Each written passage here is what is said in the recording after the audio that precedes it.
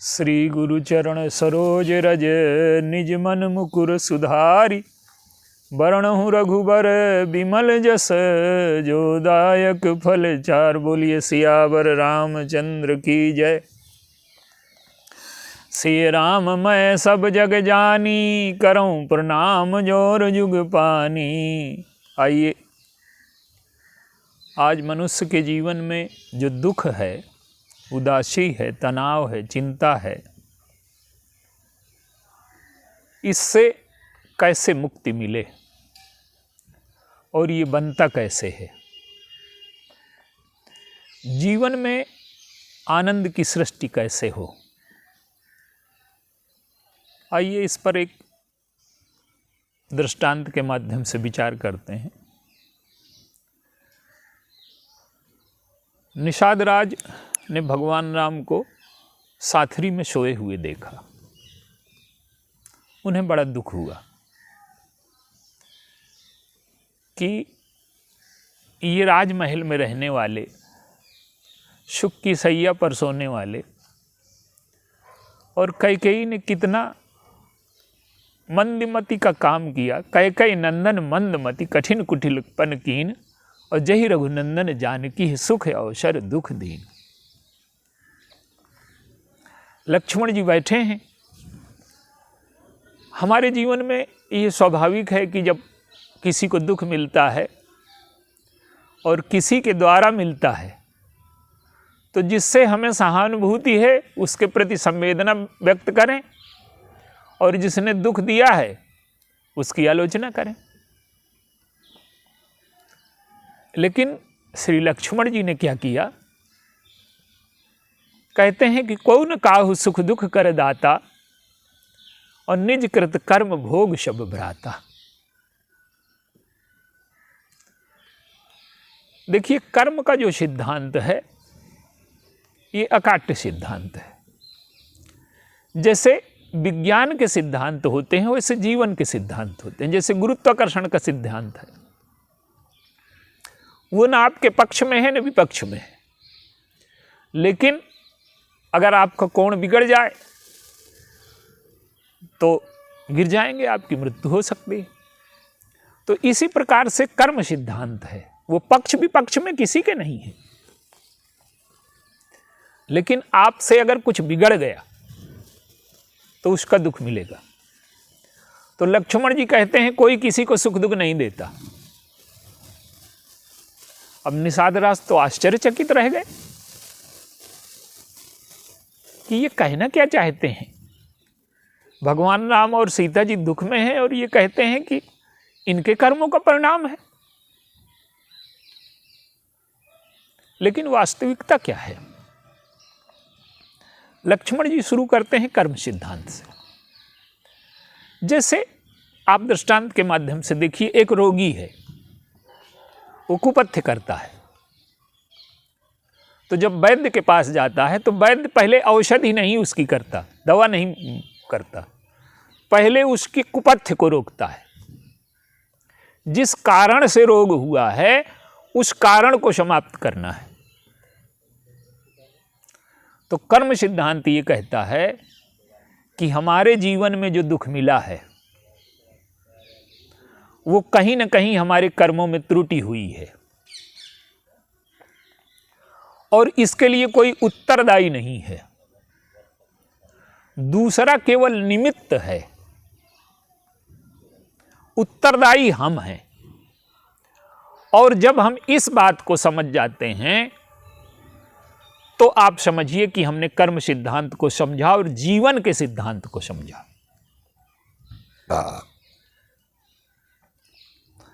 और जब हम स्वयं को उत्तरदायी मानते हैं तो जो दुख का विस्तार था वो रुक जाता है। आप एक दृष्टांत देखें। हम रास्ते पर जा रहे हैं, एक पेड़ की डाल गिर पड़ी, हमें चोट लगा। तो अब हम डाल को दंड दें कि आंधी को जिसने गिराया? तो जब हम अप्रत्याशित पीड़ा के भागी बनते हैं तो कर्म सिद्धांत कहता है कि ये हमारे कर्मों का परिणाम है। और समाज में जब कोई सामने वाला चेतन व्यक्ति दंड देता है तो उसके खिलाफ कानून ये सब काम करते हैं। लेकिन दुख की मात्रा को अगर घटाना है तो हम पहले दुख के विस्तार को रोकें। सामने वाले को अगर हमने उत्तरदायी माना तो हमारी दृष्टि अपने पर से हट करके सामने पर चली जाएगी, और यही दुख का विस्तार है। एक दृष्टांत और लीजिए, हमारे अंदर जितनी भी वृत्तियां उठती हैं, उन वृत्तियों का जो परिणाम है वो सुख दुख होता है। हमारा मन शांत है, मान लीजिए कि बगल वाले का अच्छा मकान बन गया, अब एक वृत्ति उठी हमारे अंदर, बगल वाले के पास अच्छी गाड़ी आ गई, सारे साधन हो गए, अच्छा मकान बन गया, तो हमारे अंदर ये वृत्ति उठी कि हम भी इसी तरह का बनाएंगे। अब हमने दौड़ शुरू की, पुरुषार्थ की, मेहनत की, तपस्या की, श्रम किया, विवेक लगाया, तो हमने भी 10-15 साल में वो उपलब्धियां हासिल कर ली। हमारा भी मकान बड़ा हो गया, हमारे पास भी गाड़ी आ गई। लेकिन इस प्रक्रिया में एक चीज हुई, क्या कि हमें चिंतित रहने का, तनाव में रहने का अभ्यास हो गया। उस उपलब्धि के लिए जो हमने परिश्रम किया था, तनाव उसका एक सहज अंग था। तो मकान तो मिल गया, गाड़ी तो हमें मिल गई, लेकिन उससे जिस सुख की कल्पना की थी वो हमें नहीं मिला। अब चूंकि हमारा अभ्यास बन चुका है तो और बड़े मकान के लिए प्रयास करेंगे। तो ये जो वृत्ति उठी, आज देखिए विज्ञापन का युग है। आज क्या करते हैं कि हमारी वृत्ति का शोषण हो रहा है। हम बाजार के एक चक्र में फंस गए हैं। एक गाड़ी खड़ी है, एक विज्ञापन के लिए कोई अभिनेत्री को खड़ा कर दिया, तो हमारा जो कर्म है, देखिए हमारे तो शास्त्री ये कहते हैं, हमारे विद्वान ये कहते हैं, हमारे संत ये कहते हैं कि आपकी नज़र अगर दूषित हो गई तो आप दुख के चक्र में फंस गए। तो हमने वो सुंदरता देखी, कार देखी, तो थोड़ी सी हमारी नज़र उधर गई कि पूरा का पूरा जीवन का चक्र जो है।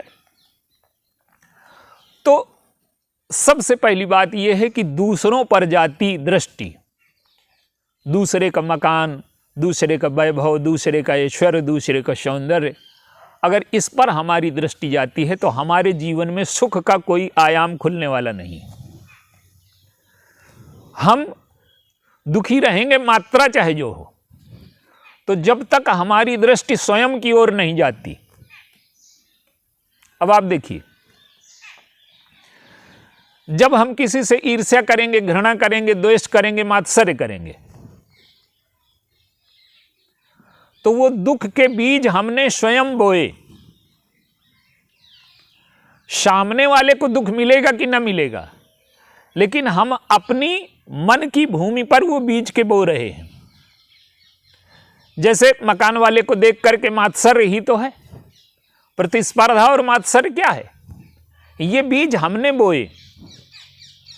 तो जब हमने अपने मनोभूमि में ये बीज बोए तो सामने वाले कब को परिणाम मिले चाहे न मिले, हमें तो दुख मिलना उसी दिन से शुरू हो गया। तो पहले तो हम स्वयं बीज बोते हैं और फिर जब काटने का समय आता है तो रोते हैं। तो कर्म सिद्धांत ये कहता है, धर्म सिद्धांत ये कहता है कि तुमने जो दुख पाया वो तुम्हारे बोए बीजों का परिणाम है। और धर्म की पहली समझ ये है कि हम ये समझ लें कि जो सुख और दुख है वो हमारे कर्मों का परिणाम है। जब हम ये समझ लेंगे तो हमारा अधिकांश दुख मिट जाएगा। लोगों को एक भ्रम और है आज के युग में कि पैसा हो जाएगा, साधन हो जाएंगे तो हम बड़े संपन्न हो जाएंगे। संपन्नता हो जाएगी, कष्ट मिल जाएंगे, पर हमारा दुख न मिटेगा। दुख तब तक न मिटेगा जब तक हम दुख के बनने की प्रक्रिया को नहीं जान लेते। अब आप देखिए, हम तो छोटे छोटे दुख बनाते रहते हैं। हम रास्ते में जा रहे हैं, किसी ने गाली दे दी, तो अब क्या करते हैं हम अपना सारा काम भूल करके उससे लड़ने में लग गए। जो विवेकी व्यक्ति है वो क्या करता है कि जैसे एक पागल आपको गाली दे तो क्या आप उससे लड़ने जाएंगे? तो उस समय वो क्रोध में, ईर्ष्या में, आवेश में भरा हुआ है, वो पागल है, तो उसको आप देखिए कि ये पागल है, हम इससे क्या भिड़े। लेकिन अधिकांश लोग प्रतिक्रिया में फंस जाते हैं। तो कर्म सिद्धांत जिस प्रतिक्रिया की ओर ले जाता है, ईर्ष्या द्वेष घृणा की ओर ले जाता है, तो कर्म सिद्धांत की प्रतिक्रिया रुक जाए, सामने वाले के सुख दुख की तुलना रुक जाए, तो हमारे अधिकांश दुखों का समापन हो सकता है। तो हम प्रतिक्रिया में फंस करके, सामने वाले की तुलना में फंस करके, हमारी क्या आवश्यकताएं हैं उसको भूल करके जब हम दूसरों के आधार पर जीना शुरू करते हैं तो हमारे दुख का समाधान संभव नहीं है। भगवान बुद्ध का एक उदाहरण है कि एक व्यक्ति आया और उन पर थूक दिया। वो भाषण दे रहे हैं तो उनके शिष्यों में बड़ा आक्रोश फैला। उन्होंने कहा कि आप कहो तो हम इसको दंड दें। भगवान बुद्ध ने कहा कि आप शांत रहिए। वो चला गया वो व्यक्ति। दूसरे दिन फिर आया वो। आज वो ग्लानि से भरा था, रो रहा था। भगवान बुद्ध ने अपने शिष्यों को बुलाया कि देखो, कल ये क्रोध में था, द्वेष घृणा ईर्ष्या से भरा हुआ था, ये कुछ कहना चाहता था लेकिन कह नहीं पाया। तो कल इसने थूक करके कहा। आज ये ग्लानि, पश्चाताप, पीड़ा में भरा हुआ है। आज ये कहना चाहता है पर आज कह नहीं पा रहा तो आंसुओं से कह रहा है। तो जब हम दोष युक्त मन से कोई भी कर्म करेंगे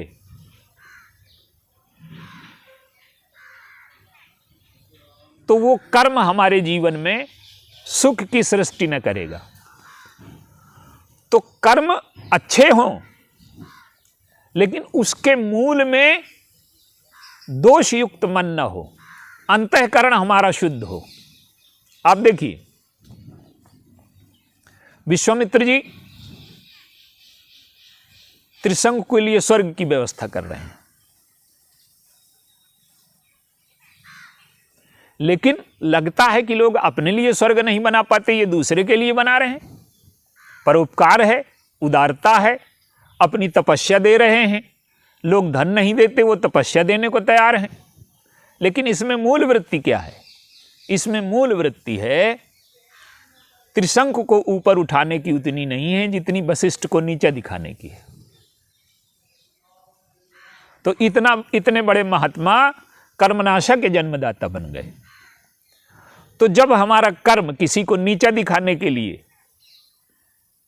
अपने को श्रेष्ठ बनाने के लिए, किसी की तुलना में ऐसा कर्म होता है तो हमारा जो कर्म है वो कर्मनाशा सिद्ध होता है। उस कर्म से हमें कल्याण की सृष्टि हमारे जीवन में नहीं हो सकती। भगवान राम का उदाहरण देखिए। मंथरा और कैकेयी, इनके जीवन का लक्ष्य क्या है? दूसरों को दुख दे करके अपने लिए वैभव, ऐश्वर्य, पद, प्रतिष्ठा, यश और सम्मान की सृष्टि करें। तो जब हम दूसरों को दुख दे करके सुख पाना चाहते हैं तो ये भी हमने अपने दुख के लिए प्रबंध किया। तो तुलना, प्रतिक्रिया, दूसरों को दुख दे करके स्वयं सुख पाने की चेष्टा और दूसरों को नीचा दिखाने की चेष्टा, ये सारी प्रक्रियाएं जो हैं हमारे जीवन में ये दुख की सृष्टि करेंगी। तो हम पहले ये समझें कि दुख बनता कैसे है। तो लक्ष्मण जी कहते हैं कि कोई किसी को सुख दुख नहीं देता, सब अपने कर्मों का परिणाम भोगते हैं।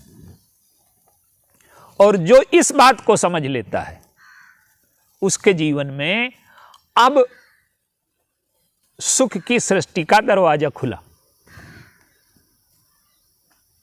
अब वो जब स्वयं जिम्मेदार हो जाएगा, और हम स्वयं न कोई किसी को सुख दे सकता है, न कोई किसी को दुख दे सकता है, केवल भ्रम है हमें। तो जब हम ये जान लेते हैं कि सुख दुख हमारे कर्मों का परिणाम है, तो हमारी दृष्टि अपने दोषों पर जाएगी, अपनी कमियों पर जाएगी, और हम सुधार की ओर बढ़ेंगे। ठीक है, हमने मान लिया कर्म सिद्धांत की ये बात, अगर हम मान भी लें कि सुख दुख अपने कर्मों का परिणाम है, तो ये तो केवल निदान हुआ, ये पैथोलॉजी हुई, रोग के कारण का पता लगा। और जब रोग के कारण का पता लगा, तो अब हमें क्या करना है कि अब हमें औषधि की खोज करनी है। और जो औषधि है वो ज्ञान सिद्धांत है, भक्ति सिद्धांत है, शरणागति सिद्धांत है। तो हम पहले अपने जीवन में सुख दुख की जो समस्या है उसको समझें, और समझ करके दुख के विस्तार को रोकें, और जो ज्ञान सिद्धांत है, जो भक्ति सिद्धांत है, जो वैराग्य है, जो शरणागति का सिद्धांत है, इसके आधार पर हम आगे चलें तो हमारी औषधि होगी। अब इसकी चर्चा कल होगी। बोलिए सियावर रामचंद्र।